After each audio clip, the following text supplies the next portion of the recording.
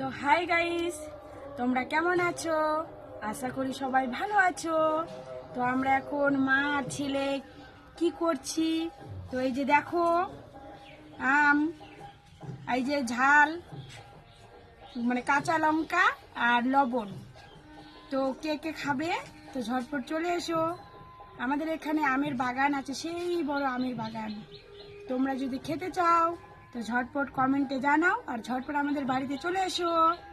আর এই যে আমার ছেলে,